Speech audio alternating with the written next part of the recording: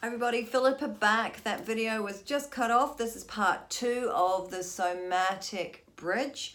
So given the example where I'm crying at work and it doesn't feel good and I start to feel feelings of low self-worth, I'm not good enough, whatever I do is not right, you can see, and even talking about it, I actually feel like my body collapsing in there. So when I've got the client in front of me, pretty much that similar thing's going to happen. I'll allow them somatically to re-experience that part that we want to get out on deck. Allow them to just have an experience, because that's the part we need to be working with in order to bridge. So somatic experiencing, I like to think of it as just putting your hand, so if I'm like this, I'm collapsing and feeling like I'm helpless, using your client's words, feeling like I'm helpless, taking whatever movements your body needs to make, just crawling into a ball, and about how old are you feeling there is quite often all you need to funnel to the initial sensitizing event. Quite often feel 8. Okay, and you've bridged to the end and just find out what's going on there. Then we do the expression removal relief, our other resource therapy actions. Beautiful, so empowering, and so trauma informed.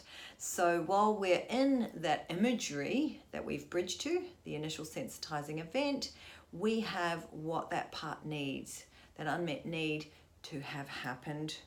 And we're dealing with the imagination, so anything can really happen. Now, quite often in the expression stage or a little bit of later stage, I'll ask my client that's spoken to the fearful or rejecting introject if they still feel that anywhere in their body. And not unusually, they say, yeah, I still feel something in my shoulder, something, you know, and they've got their eyes closed when we're doing a lot of this work. I said, okay. So just feeling that responsibility, because there's a lot of children, and that's the way children are. They take on things because we don't have that filter of knowing that I'm separate from my parent or this thing, and it's their stuff. And of course, expression removal relief steps will help assist that using the sensory experience memory. But like I said, you'll need to come to the training to really dive down deep into that. So if going back to that, so the sensory motor sort of thing I use, it was an idea from Robin Shapiro, but I'm sure she's probably found it from somewhere else, is just for them to survey the body, a bit like an EMDR, we have the body scan, and with their eyes closed. So where do you feel that associated with the introject that we're dealing with? Oh, I feel it here in my body. And I'll say to someone, just allow your hand to go to that place in your body, wherever it is, wherever, and just letting your hand be there. And your hand can be amazing vacuum cleaner. And I'm like, yes, a vacuum cleaner.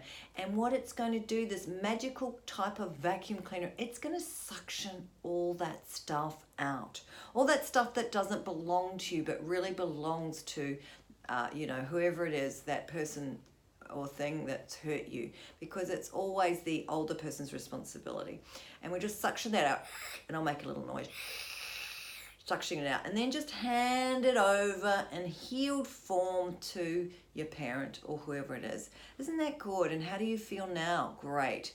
And what's it? Oh, the other person's kind of happy that they've received their stuff back, and it's in healed form.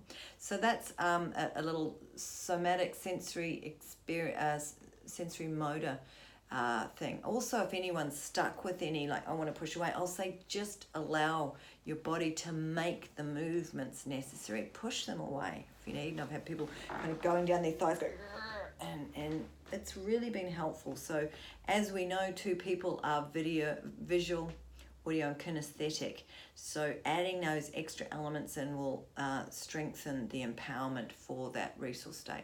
And then of course we find a relief and find a helping state. So I will do some writing on my blog on the somatic and sensory motor experiencing bridging and how to incorporate that into your work for the resource therapist. If you don't know about resource therapy and you want to find more, please head on down and over to the blog or sign up to this resource therapy channel. Thank you from Philippa, and I'd love to hear your experience. Let me know, give it a try. Okay, bye.